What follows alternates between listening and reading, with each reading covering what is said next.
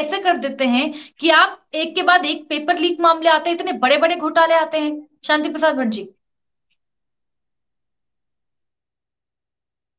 Mic mute है आपका, शांति जी। आप ये बताइए रितिका जी, भाई खौफ किसका हो? सरकार में जो व्यक्ति मंत्रियों के साथ बैठता हो, मंत्रियों के इशारे पे काम करता हो, जिस सरकार के मंत्री जमीन घोटाले में फंसे हो, जिस सरकार के मंत्री भर्ती घोटाले में हो, ऐसे में उनके मातहत काम करने वाला कर्मचारी कैसे डरेगा भाई उनसे? ये पहली सरकार मैं देख रहा हूं तराजू वाली, जो अमीरों की बड़ी ध्यान रखती है और गरीबों का खून चूसती है। पुराने जमाने में डाकू करा करते थे कि अमीरों को लूटते थे, गरीबों को बांटते थे। ये ऐसी सरकार आ गई है कि गरीबों को लूटती है, अमीरों को बांटती है, और गरीबों को चुनाव से पहले 5-5 किलो राशन का लालच देकर कहती है कि हम तुम्हारे जो हैं खैरख्वार हैं, आप हमें वोट दो, और जनता उनको वोट दे रही है। मैं मेरी चिंता इस बात की है, हमारे पैनल में यह नौजवान लड़का जो अपने भविष्य को सुरक्षित करने के लिए सरकार की परीक्षाओं में बैठा, और जब ये सरकार से खिन्न हो गया बॉबी पमार, आज इसको इन्होंने बागी बना दिया। अब वो नौजवान बच्चों के भविष्य के लिए सड़क पर संघर्ष कर रहा है। मैं पूछना चाहता हूं, सरकार क्यों नहीं सुनती? अगर उसके मूल जड़ पे जाओगे तो चुनाव करा लीजिए, मुसलमानों का डर दिखाओ, हिंदू मुस्लिम करो, और मुसलमानों को हिंदुओं का डर दिखाओ, उसके बाद चुनाव जीत जाओ। चुनाव में यदि जनहित के मुद्दे होते तो निश्चित रूप से उत्तराखंड के अंदर जनहित की सरकार बनती। चुनाव में तो ये मुद्दे होते नहीं। अखबार मैनेज कर लो, एक दूसरी पार्टी को गरियाओ, और उसके बाद कहो ये इसकी लहर और उसकी लहर, मतलब शांति उसके शांति बाद प्रसाद भट्ट जी, बढ़ो। आप जनता ने जो विश्वास भारतीय जनता पार्टी पर जताया है उस पर सवाल उठा रहे हैं। नहीं, मेरा यह कहना है कि यदि लेकिन जनता ने वाकई कुछ तो विश्वास भाजपा पे कर दिया भट्ट है, जी, कुछ तो किया होगा निश्चित भारतीय जनता पार्टी ने, कुछ तो किया होगा भारतीय जनता पार्टी ने। और जो विश्वास युवाओं का कहीं ना कहीं जीता, युवा सरकार, धामी सरकार की अगर बात की जाए, धामी जी खट्टी में विधानसभा से हार जाते हैं, लेकिन उसके बावजूद भी युवाओं की सरकार, ये इस तरीके के कई नारे वहां पर दिए गए। कुछ तो किया होगा ना सर। रितिका जी, हाँ, फिर बॉबी रितिका पवार जी जी मैं जुड़ वही गए। बात कर रहा हूं। यदि वाकई युवाओं ने इनके ऊपर बहुत विश्वास जताया और जनहित के मुद्दों में युवाओं ने वोट दिया, तो फिर भी ये हल्ला काहेगा?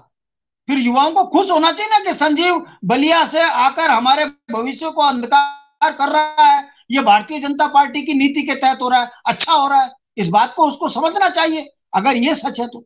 और अगर ये सच नहीं है तो इस बात को आने वाले समय में जनता समझेगी कि भारतीय जनता पार्टी ये तराजू वाली मानसिकता की पार्टी है, और इसका केवल एक मकसद है, ये केन प्रकारे पैसा कमाना, और पैसे से सत्ता, सत्ता से पैसा, इस तरीके की ये भाजपा की नीति है।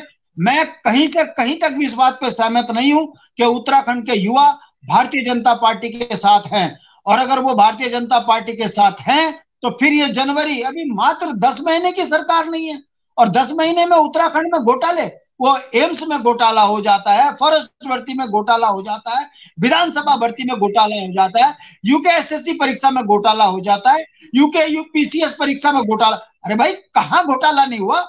आपकी मानसिकता इस राज्य को लूटने की है, तराजू वाली मानसिकता से काम कर रहे हैं। और अगर इसके ठीक है। बावजूद भी जो माँ बाप भाजपा का झंडा उठा रहे हैं, बच्चे उन्हीं के बेरोजगारी के कारण ना तो उनकी शादी हो रही, उनके वंश रुक गए, गांव के गांव खाली हो गए, किसान परेशान है जंगली जानवरों से, युवा परेशान है भाजपा की गलत नीतियों से।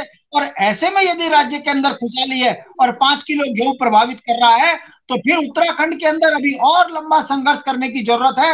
हम संघर्ष के साथ ही हम संघर्ष करते रहेंगे, हम युवाओं के साथ हैं। मैं उम्मीद करूंगा कि ठीक मुख्यमंत्री है, जी बॉबी पवार जी जुड़ गए, एक बार उनका स्टेटमेंट भी हम ले लेते हैं। की बॉबी पवार जी, स्वागत है आपका। सवाल यही मैं ले रही हूँ कि आज पढ़े लिखे जो युवा हैं वो प्रदर्शन करने को मजबूर है। बॉबी पवार जी, बेरोजगार संघ के अध्यक्ष इस वक्त जुड़ रहे हैं। जी मैम, पहले तो बहुत बहुत धन्यवाद आपका कि आपने अ, अपनी आवाज बुलंद करने के लिए, उत्तराखंड की आवाज बुलंद करने के लिए ये एक जो चैनल बनाया, उसके लिए भी शुभकामनाएं आपको। मैं कहना चाहता हूं कि सरकार की नीयत की बात है। अगर सरकार की नीयत साफ होती तो शायद ये जो दोहराया गया है अभी, जो भ्रष्टाचार का जो मामला है, यूकेएसएससी के बाद ये डर नहीं है कि 54 लोगों को जेल हुई, उसके बाद भी जो डर खत्म हुआ है माफियाओं के अंदर से कि उसके बाद भी वो ये घटनाओं को ऐसी घटनाओं को अंजाम दे रहे हैं। तो ये सबसे बड़ा सवाल सरकार पर खड़ा ये होता है कि जिस प्रकार से आपने कमजोर पैरवी के कारण जो माफिया आपने यूकेएसएससी घोटाले में जो अंदर किए थे, उनकी जो धड़ाधड़ जो धड़ल्ले से जो उनका जो जमानतें हुई है, ये दर्शाता है कि माफियाओं को लग गया कि सरकार कुछ भी हो, 2 दिन हमें जेल में भी रखे परंतु उसके बाद भी हम बच जाएंगे। सरकार का कोई ऐसा कानून नहीं बना तब से। आप देख सकते हैं कि कितने 4-5 महीने हो गए हैं उस प्रकरण के बाद, परंतु तब से सरकार कानून नहीं ला पाई, एक नकल रोधी कानून नहीं ला पाई, उसमें ये तय नहीं कर पाए कि जो इस प्रकार की घटना को अंजाम देगा उसके साथ हम क्या करेंगे, उसका क्या उस प्रावधान होगा, सजा का क्या प्रावधान होगा, वो चीजें सरकार नहीं कर पाई। तो सरकार की नीयत में खोट है, ये हम आज स्पष्ट रूप से कह दे रहे हैं कि आप देख रहे हैं कि जब किसी भी परीक्षा को करवाने के लिए 2-2 3-3 साल का समय लेते हैं, और वो भी तब जब बच्चे बेरोजगार आंदोलन करते हैं कि हमारी परीक्षा करवाई जाए, तब भी परीक्षाएं नहीं करवाई जाती है। परंतु आज जब इस प्रकार का प्रकरण